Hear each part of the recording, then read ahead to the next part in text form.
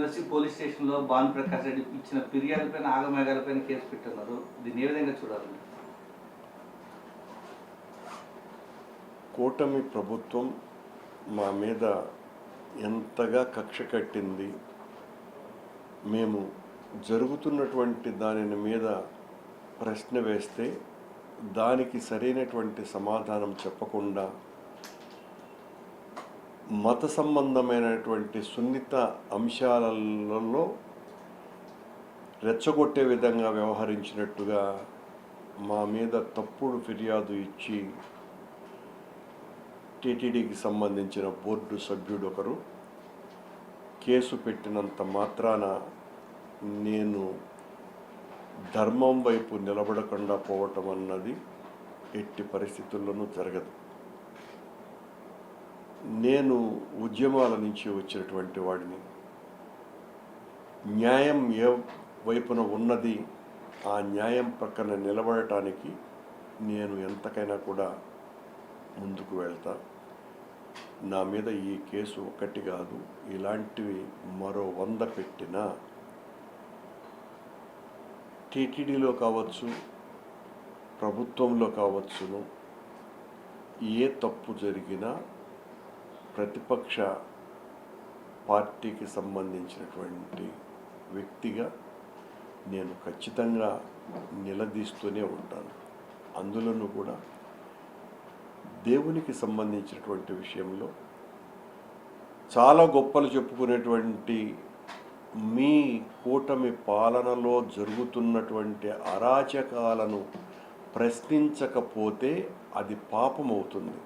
ఎందువల్లంటే దేవుడి పేరు మీదనే మీరు రాజకీయం చేయిస్తూ అధికారంలోకి తప్పుడు వాగ్దానాలు చేయటం ద్వారా వచ్చినారు.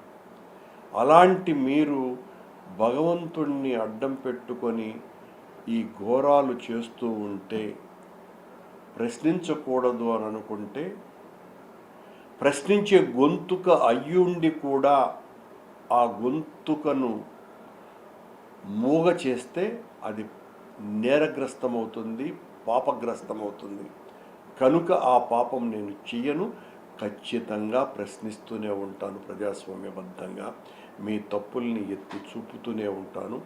మీ పాలనలో ఈ 10 నెలల కాలంలో పెద్ద ఎత్తున టీటీడీ వ్యవహారాలలో మీ చేష్టల వలన అప్రతిష్ట మూట కట్టుకున్నది అన్నది ఏదో నేను మా పార్టీకి సంబంధించినటువంటి వాళ్ళు చేస్తున్నటువంటి విమర్శ కాదు. ఇది మొత్తం హిందువులందరిలోనూ కూడా ఏర్పడ్డటువంటి ఒక స్థిరమైనటువంటి అభిప్రాయం. ఆ అభిప్రాయం కలిగించే విధంగా మీ ప్రవర్తన, చేష్టలు, మీ పాలన ఉండటం కారణంగానే ఈ దుస్థితి వచ్చింది.